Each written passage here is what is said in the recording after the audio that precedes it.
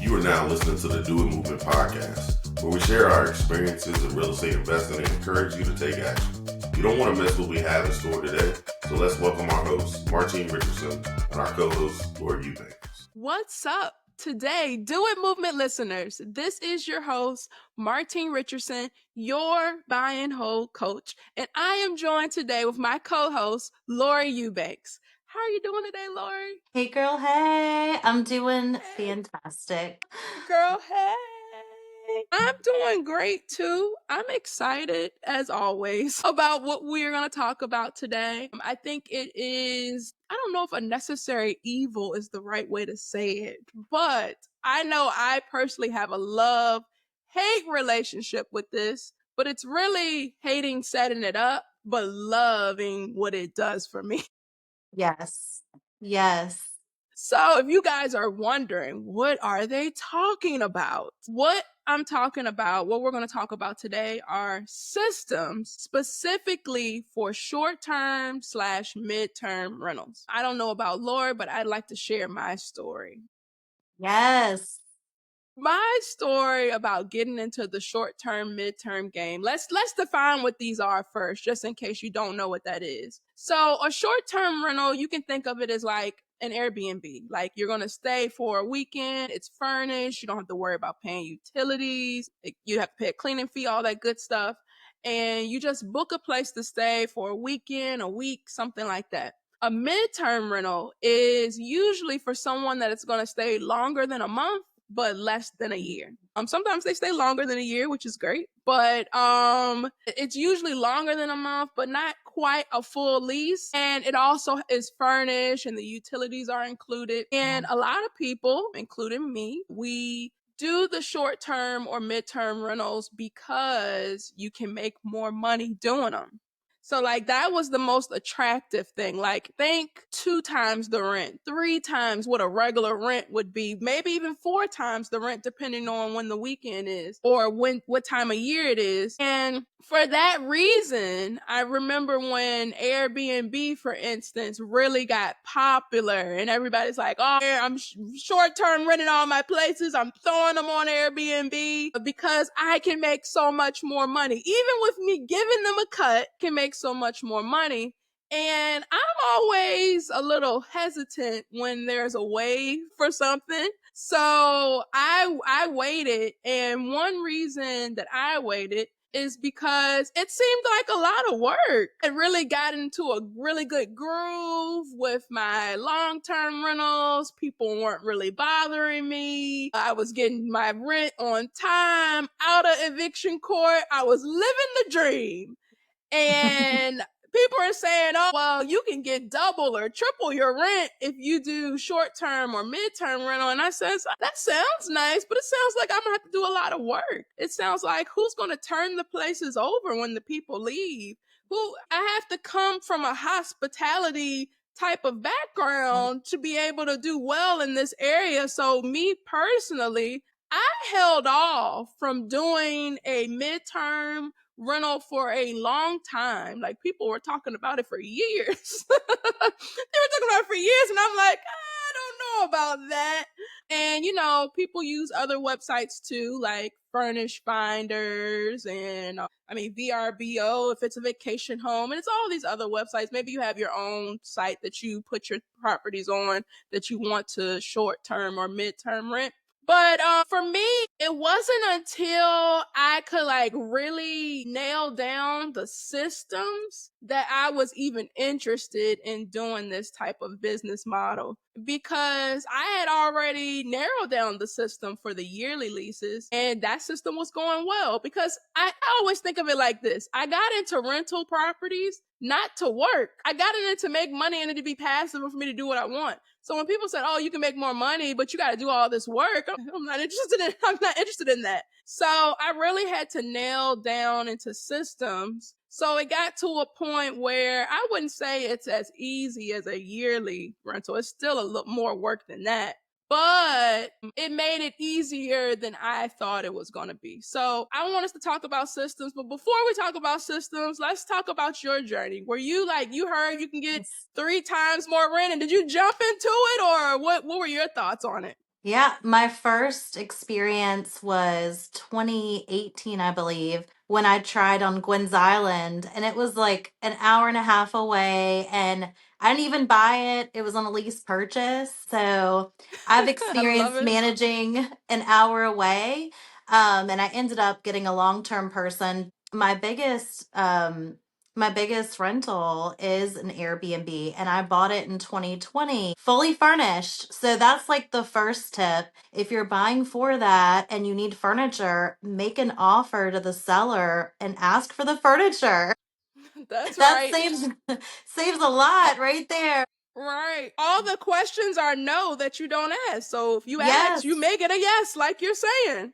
That's right. So when I was successful there and I was making a lot more than what I would long term, I then started looking at other opportunities. And so I ended up through some vacancies on long term rentals. I ended up having to do more rehab. So I ended up furnishing those with an interior designer. And now I have quite a few 2-bedroom, 3-bedroom, 4-bedroom, and 5-bedroom properties. I love it. And then my biggest is a 7-bedroom that sleeps 16. So we have them in all ranges now, mainly because it's the profit. So when you look at the year in return, that's important because maybe it was really slow in the winter, but all the other times, in the springs, especially the summer, you do really well. So you kind of want to look at the average and know it might fluctuate, but it ended up doing so well. So I've just been loving the journey, and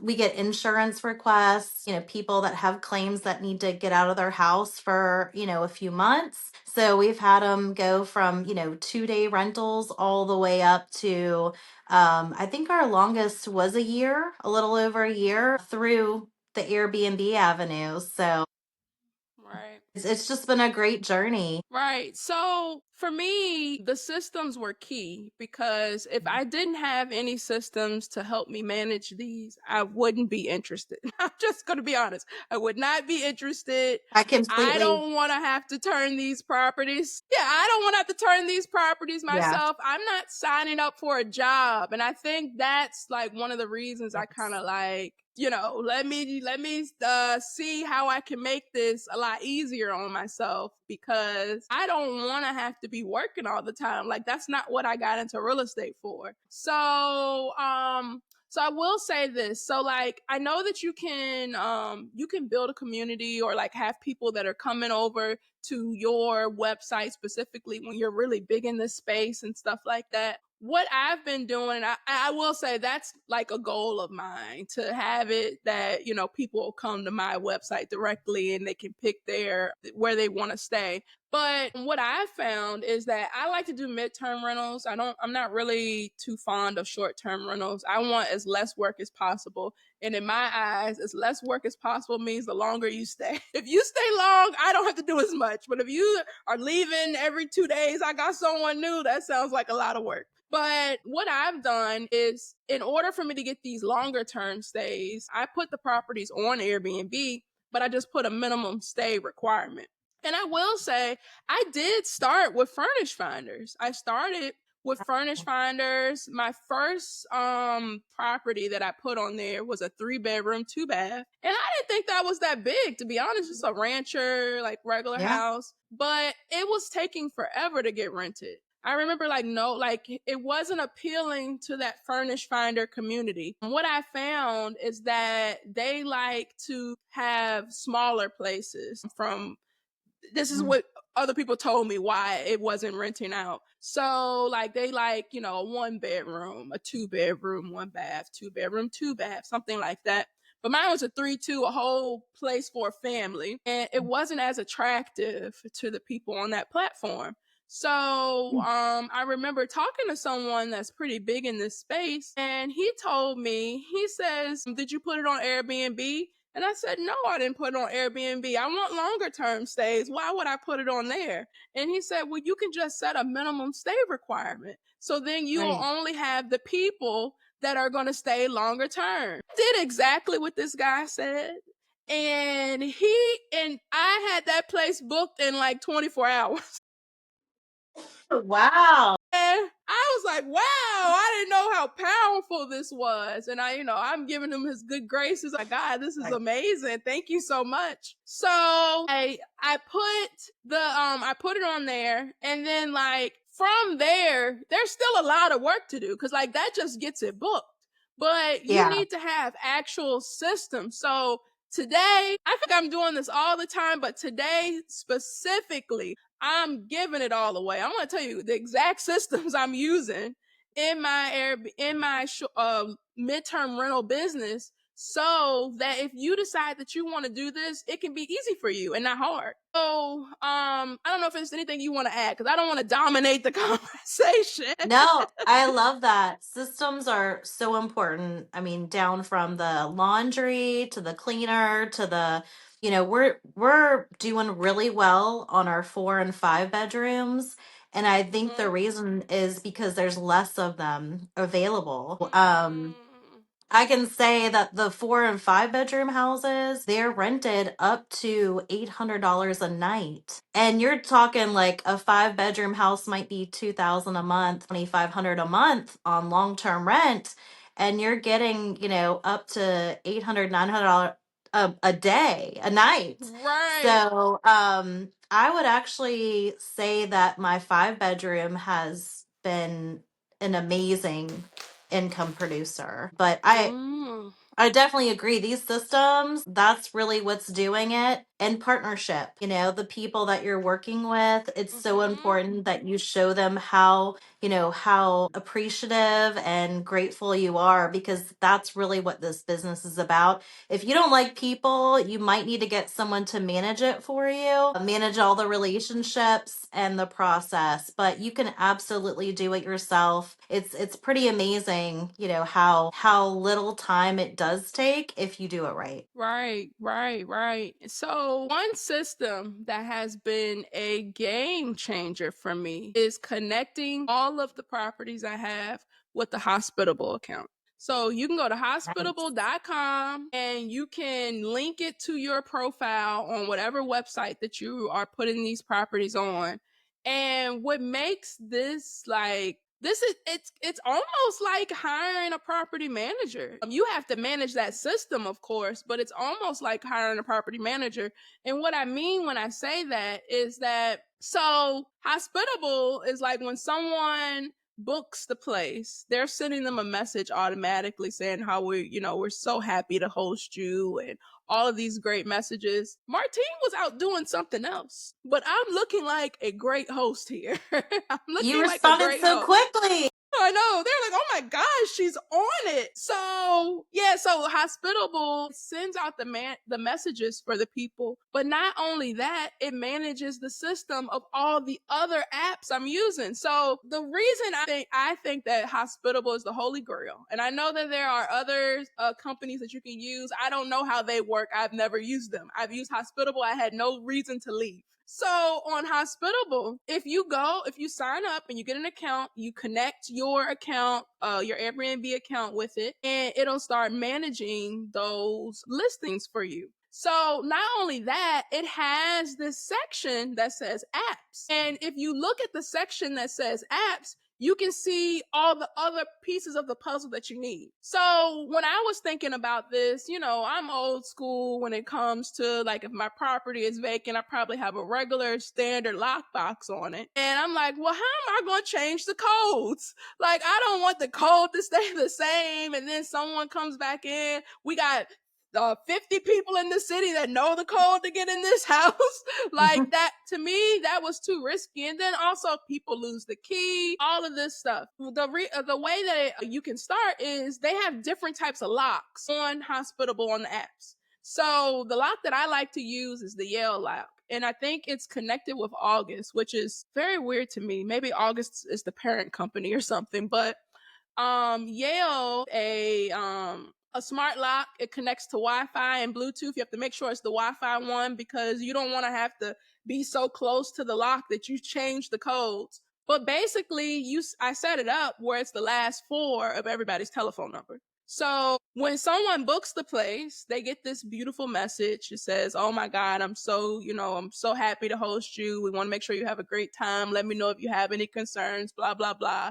Their check-in is at 3. 12 o'clock on that same day, so before 3, they get a message from Hospitable or me saying, "I'm so happy you're coming today. Here's your code, blah, blah, blah." And then they also even have things set up that if they can't connect to the lock, so that they can't change the code and make it the last 4 of their telephone number, that they have these extra codes just in case. And it'll say, "Oh, we couldn't adjust the code for you, but use this code instead." And it's like, it's doing all the thinking for me. Like it realized that it did.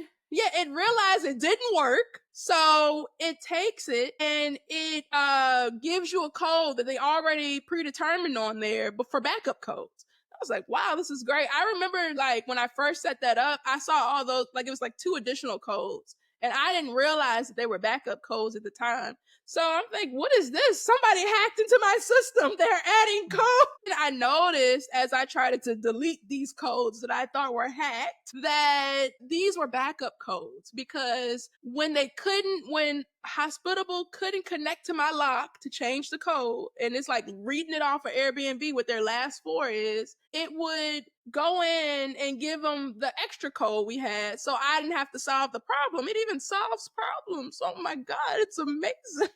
I love that. What else can it do? So Amazing. It's sending messages, it's changing codes, it makes them have temporary access. So they have access from certain times. 3 is when they can check in, 11 is when they check out. I think we let you have the code until 12 just in case you're a little bit late. Then the one thing for me that was the game changer for this midterm rentals. If you don't listen to anything else, you need to listen to this. Okay. So the biggest thing that I like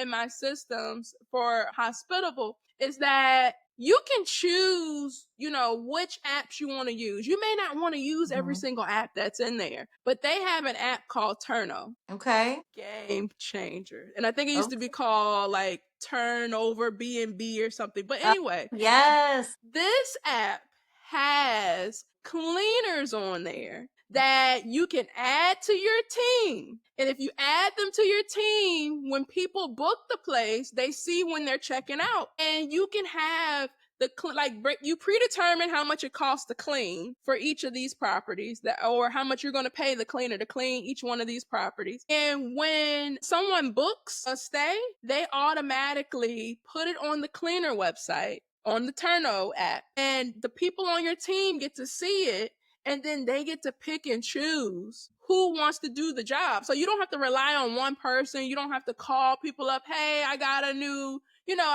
booking and I wanted to see if you wanted." You don't have to do all of that. Turno does all of that for you. So like for me, this is like major, because like that was one of but not only was I thinking about how am I going to change the code, which you might think like, dang, that's like a really small problem. But for me, that was a big problem. I was not going to go change the code. And then like, not only that, but now it's putting out each stay to the cleaners. And if people extend, it cancels them coming to clean, and it sends out another one to see, if they want to pick up that job instead, or if someone else on your team wants to pick up the job. So now I don't have to worry about the turnover. I have people that have already been trained to turn over these types of properties, bidding, well, not necessarily bidding, but picking which jobs they want to do. So like, and for them, that's freedom for them, because they get to choose where they want to do the jobs. Like, if you have a job that's 30 minutes away from your house, and then you have all these houses that are 15 minutes away, maybe they won't pick the 30-minute away a job. It's too far. But maybe you have another cleaner that lives on that side of town and they like doing stuff over there. So I think for me, like that part was like one of the biggest game changers, because that took me having to be manual, calling people, texting them, hey, can you clean this property? Or like if someone extended, I'm happy they extended, but now I got to do work. I got to say, hey, can you not come on the 12th? Can you come on the 12th of this month instead? So that was like a huge game changer for me. So some other things I like to use in the background, and this is like, so that I feel like that part of the system is more on the processes side. So you want to make sure that, you're turning over these places. You want to make sure that your codes are changing. Something to think about as well is like restocking the place. I'd say actually, I mean, maybe you know a better way to do this than the way I'm doing this right now, but my husband helped me with that a lot because I'm always thinking like, let me go do it myself. Like that's just who I am. And I need to really start getting out of my own way. But he told me, he said, just send them like a Walmart Plus every 2 months or something of all the stuff that needs to be stocked while the cleaners are there and just put it away. I was like, dang, that's pretty smart. I don't know why I didn't think of that. But anyway, so he told me to do that to make things easier. So that is a part of the like processes part. But then like you also have to think in terms of, I want to stay booked, and I want to stay booked for the most I possibly can stay booked for. So some other systems that Hospitable does, this is why this is the holy grail. Some other systems that Hospitable does is they have an app on there that's called Price Labs. And Price Labs pretty much analyzes all the listings in your area that are similar to yours and seeing what's the most you can charge, but stay booked the most too. Like you don't want a lot of vacancy. So it makes it so that like if you were to let Airbnb handle how much each day you were getting charged, like how much they are paying to stay each day, Airbnb might lower it just so you can get it booked. Because I mean, if you get your place booked, they get paid. That's how they make money. They make money by taking a part of the fee. So if they need to reduce it really, really low so they can make some money, they'll do that. But if you use Price Labs, they'll maximize it. So you'll turn that smart pricing off and you'll let Price Labs do the work for you. So like for instance, it'll check like events that are coming to town and it'll say, oh, well, it's a big race coming this weekend or this or that. And it'll automatically change those prices for you so you can get the most for those properties while also keeping in mind to keep your place booked. One other thing I would say, I just wanted to jump on to the Price Labs. That really changed our business a lot. And you may have a different goal. And what I will say, you can, have a range that you're in that, won't go above and beyond.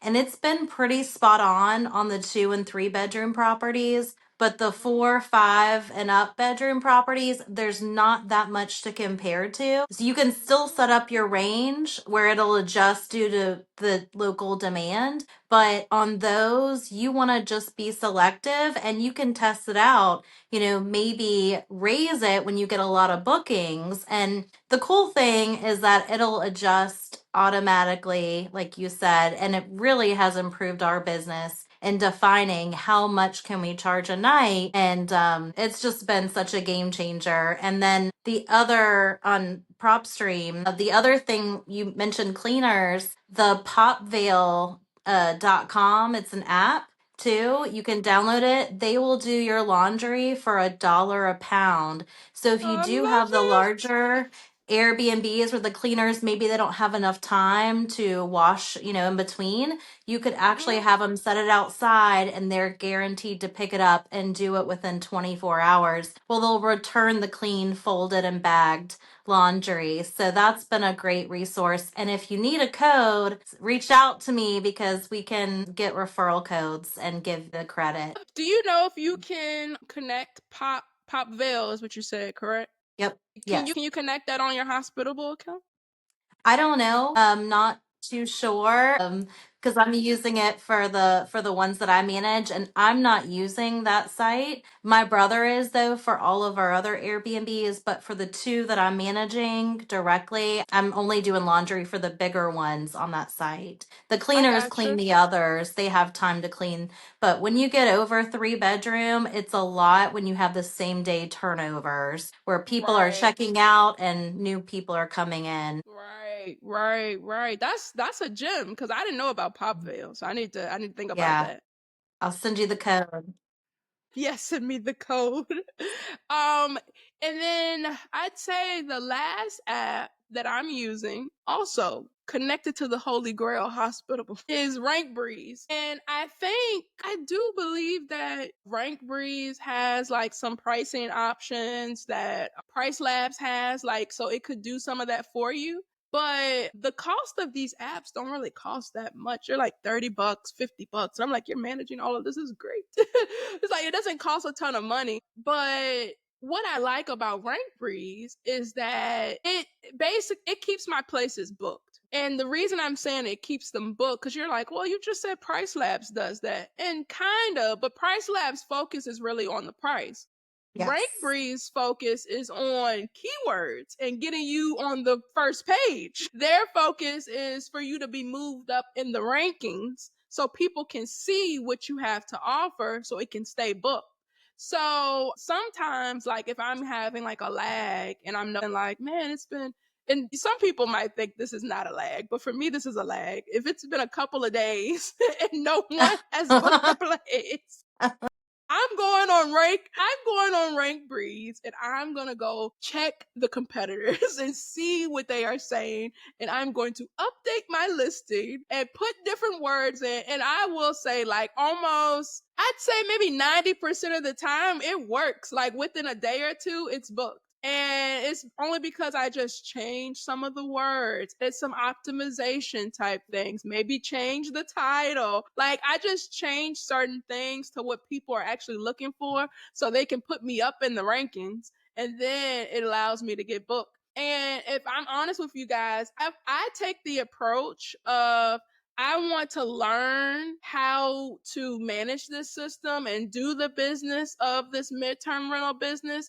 while still getting paid. So because I'm like that, I don't wait until things are perfect for me to put something on the market. So like for instance, some people would want to put everything, make it all perfect and put it on. And I'm no shade to you. It's just not how I do it. And because of that, what I'm getting at is if you're a super host, right? It's a greater chance that your stuff is going to be at the top. So I have more than one Airbnb account, and one I'm a super host and one I'm not.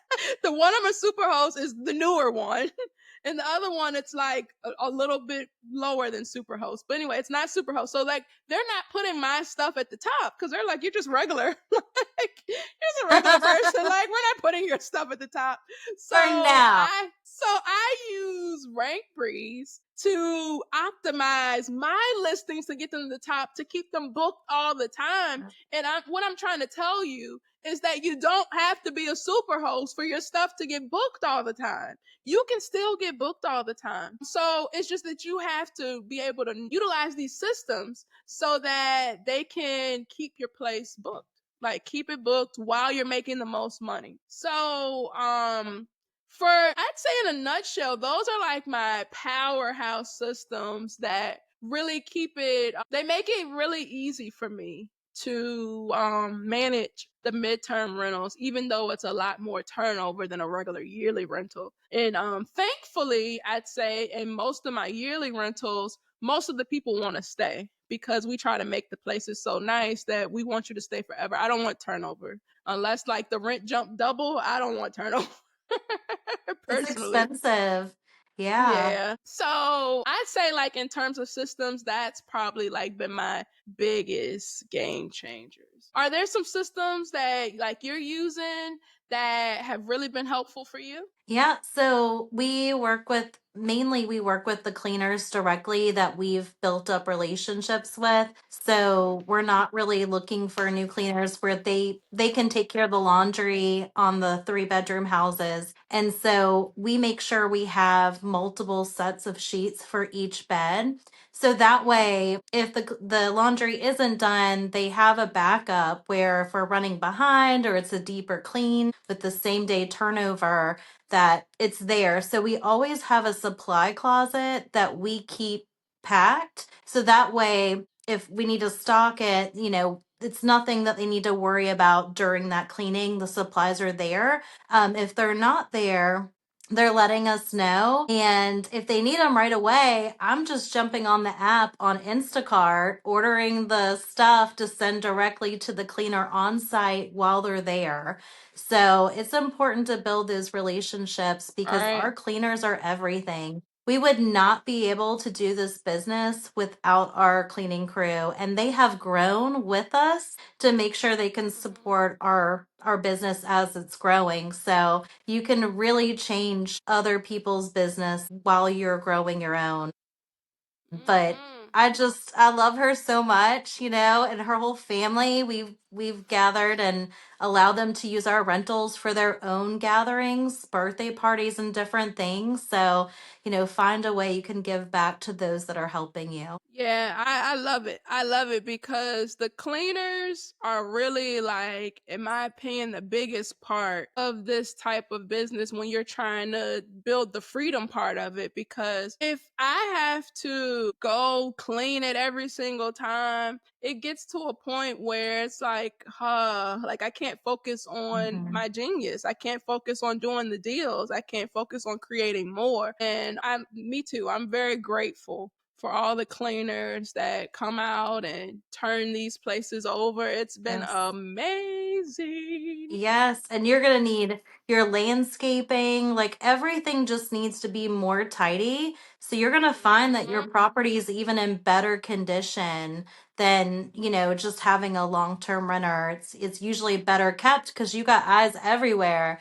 They should let you Right, know. right. And then, like, as far as I think that's a good point that you made about like the landscaping and stuff. Yes. When it's that time of the year and we need those things, I know we have a landscaper that he just has them on his rotation. So he'll just say, cut all the lawns, and we'll just, send the payment for Yes. that. One thing that has been really helpful for me, and I learned this from a hard lesson. I feel like a lot of things, like, they're not going the way you want. If you could take a step back and see if you can learn the lesson so that you don't have to go through that again, then that's like a huge Hmm. win. So, for instance, I had one property where it was like a Saturday and I was about to go out with my family, and I think either the lock died or they lost the key or something. I think they lost the key because I don't think I had the smart locks at the time. I was like, oh, I don't need those smart locks. And they lost the key, and I had to drive to the other side of town, out of the way, to go Yes. open the door for them. And I mean, I guess I could have called a maintenance person, but I went, this is my bottleneck for me. I'm always like, I feel like I have to do it and I need to get out of that mindset. One thing Guilty. that one thing that really helped me by going through that situation was that, one, I need a smart lock on this bad boy ASAP. But not only that, I need to make sure that I'm maintaining those locks to make sure that, like, the key, like the batteries Yeah. aren't dying. Because I noticed in the summer, it seems like all the doors that the sun hits them all day Oh. long, those batteries would die faster. So what I've done, so I don't have to drive across town to let somebody in anymore, is we put lock boxes on the back, and that's our backup. Our backup is a lock box with the key on the back, and I'll give you the code for that if you can't get in on the front. But, like, we try to be proactive in terms of making sure that you have the code and that the lock is working properly and all that good stuff. But in the case that it doesn't work, because it happens sometimes. I mean, it happened to me recently when someone reached out to me and said they couldn't get in, their code wasn't working anymore. I was like, oh no. But I have a lockbox on the back, so I just gave them the code and kept watching sports. I love it. I think that's great. I know this is about systems and about furnished rentals. And I just want to also share like you learn through lessons. And one huge lesson that I learned through Alicia, shout out to her, she is amazing, is that both sites, but most of the sites have no extortion policies. So you'll always get that one person that comes in and they will try you. They are looking for a discount. So if they say like, "Hey, I'm going to leave a bad review unless you give me a refund," and that's extortion. And so you can always push back when you have that documented, whether it's a text or, a message on the site. Airbnb and VRBO, they will not allow any bad comment when someone threatens to do something for money. Definitely just went through that experience, and I don't know, when people Yeah. threaten me now, I don't get it. I'm not like, oh my God, I'm not like that anymore. I'm Yeah. like, bring it on. Yeah, I'm ready for because this. yeah, and there's some pros out there. Like that's what they do. They'll get a place, they'll pay for it, and right when they get there, like you won't hear anything at all. And then right and when it's over, it's like these five things, and I need a refund, and and you couldn't even fix Right. any of their issues while they were there. It wasn't a problem until they want money back. So it's just, you got to look at each situation different, but don't feel bullied in this business. There are some professionals that will just take what they can get. Definitely. I'm serious. I literally just went through this like 3 days ago. This lady stayed. She wanted a well, first she asked me could she get like 75% of her money back because of Yep. the issues she encountered while she was there. Now, the issues she encountered while she was there were because of the frigid temperatures in January. So like the power went out and stuff like that, but that had no control over that, right? Right. So she tried her hand a couple of times, just to give you guys an example. This is fresh. This is like 2 days ago. Trauma. You got trauma. But she tried to get a refund, and I remember she extended her stay a little bit, and she tried to get a discount on that first. So let's start there. She tried to get a discount on extending her stay, and I said, "Oh, I'm sorry, I can't do it." So instead of her staying, I don't know, 2 more weeks, she stayed 10 more days because that's all she could afford. That's none of my business. Anyway, so she leaves. Red flag. Right. So she leaves and she wants 75% back. And I said, absolutely not. I'm not giving any refunds back. All of that stuff that happened was out of my control. So then she reaches out to Airbnb to try to get this refund. And then they say she wants a full refund. So I give them the full scoop of what happened, why it happened. And I can tell you that she's doing this because I didn't give her a discount, and all of that other stuff that happened, it didn't have it was out of my control. And they said, okay, case dismissed. I love it. That's awesome. So, and I know we're almost at time because I don't like to make these episodes longer than 5 minutes. Yeah. Than 45 minutes, but I do have one more thing I want to share. And if you want to share a story, go for it. But it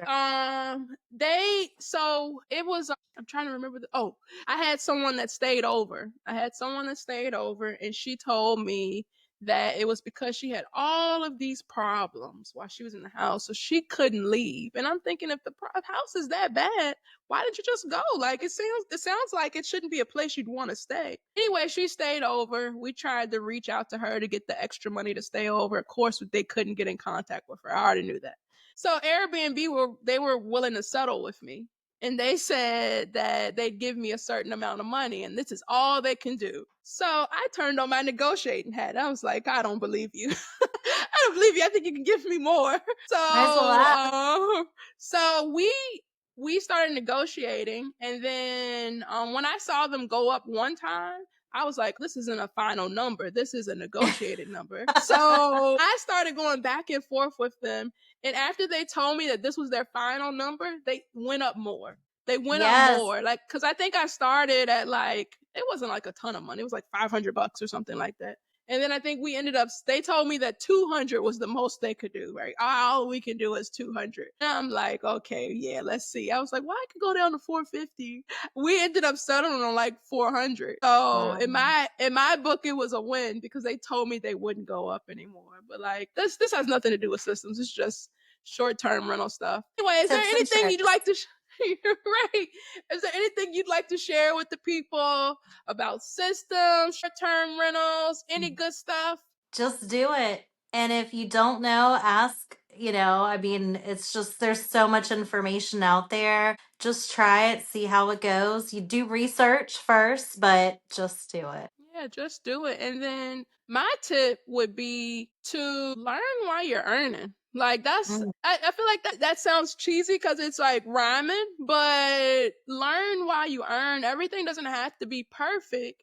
You can make money while you're learning how to operate the system because that's exactly what I did. I learned while I was operating that system, and then I found ways to make it better, and then find ways to make it better, and just never be satisfied. Just keep finding ways to make it better. And it makes it so that you get paid for your education instead of you paying for it. And that's my type of education. I love it. But Learn, earn, and return. Let us know if that's you have any tips and tricks. Yes. fire. That was great. That was great. So until next time, Doing Movement listeners, see ya. Thank you for tuning into our show. If you need more handholding on your rental property investor journey, book a 15-minute strategy session with Martine. We can see if you're a fit for the Freedom Inc. fam, link in the show notes. Also be sure to join the free Freedom Inc. Facebook group, where each week Martine goes over a real-life rental property investor deal and shows you how the deal was found, how to get the money, and how to make it cash flow and much more. If you'd like to connect with Lori, be sure to email her at vitalizeproperties@live.com. Until next time, see you.